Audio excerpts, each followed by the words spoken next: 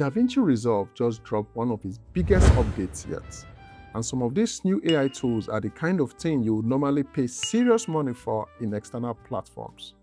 I'm going to break down the most important ones right now, and I've saved the most surprising one for the end because honestly, it changes the conversation about what DaVinci actually is. Let's get into it. Let's start with a feature that stopped me in my tracks. AI CineFocus lets you add depth of field and shallow focus to your footage entirely in post. You don't need to have shot with a wide aperture on the day.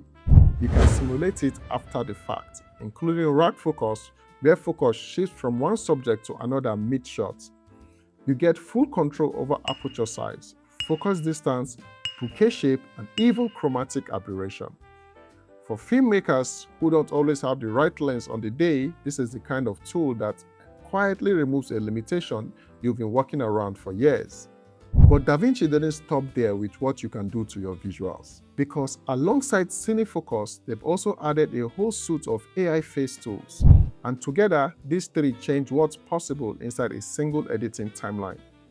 The AI Age Transformer lets you make a subject look younger or older directly inside your timeline. You simply detect the face in the frame, enter the subject's approximate age, and then use the offset slider to push that appearance younger or older. How is that for magic? DaVinci tracks the face through the shot automatically, so the effect stays consistent across every frame. What used to require a dedicated VFX artist or an expensive external platform is now sitting right inside your color page. If you are telling a story that spans years, character continuity just became a lot less complicated. Then there's AI blemish removal, which cleans up acne, discoloration, and skin imperfections while keeping natural skin texture intact. And AI face reshaper, which lets you adjust the size and shape of an individual facial features with the face tracked through the entire shot.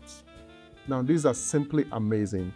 Three tools that usually live in different places now live in one timeline, and if you think that's where the value stops, it doesn't. Because DaVinci also went after two of the biggest hidden costs in a content creator's workflow. The first is voiceover. DaVinci now has a built-in AI speech generator that turns text into spoken audio directly inside your editing workflow.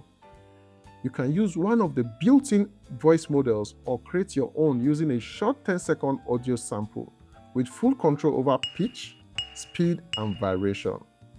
This is a true story. This is a true story. And this is a true story. If you are currently paying monthly for a separate voice platform, this update might have just made that subscription redundant. The second hidden cost is time, specifically the time you spend hunting through footage. This is where the next tool comes in handy. AI IntelliSearch lets you analyze your media and then search your clips based on what's actually inside them, from objects, location, faces, and even transcribed audio. Instead of scrubbing through hours of footage, you type what you are looking for and DaVinci finds it instantly. For anyone working with large media libraries, this is the kind of feature that quietly gives you hours back every week. And speaking of giving you things back, what about footage you thought you had already lost? AI Ultra Sharpen recovers details from soft or low resolution clip and is particularly useful when upscaling footage to HD or 4K. AI Motion Deblur removes motion blur from fast-moving shots that came out looking smeared.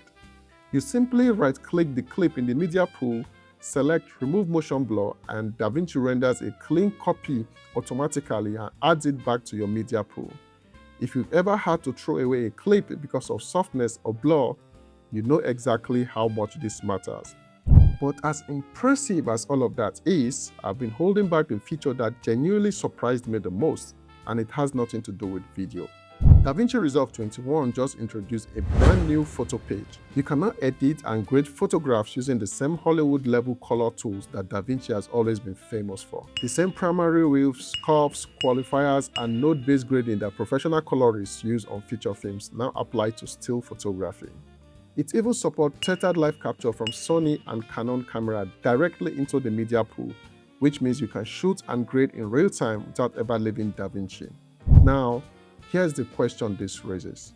If DaVinci can handle your video editing, your color grading, your voiceovers, your visual effects, and your photography, At what point do you stop needing all those other subscriptions? Because that's really what this upgrade is about. DaVinci isn't just getting better at what it does, it's quietly becoming the only tool you need. Everything I've just shown is available right now in public beta, completely free on both the standard and studio version. So if you're interested, you can head to the Blackmagic Design website to download it today. If this video was useful, please like and subscribe because it genuinely helps more people find this content. And if you want to see how to use AI tools in the real filmmaking workflow, watch this tutorial right here on your screen. My name is Osacraft. This is Uhura Workshop. See you in the next one.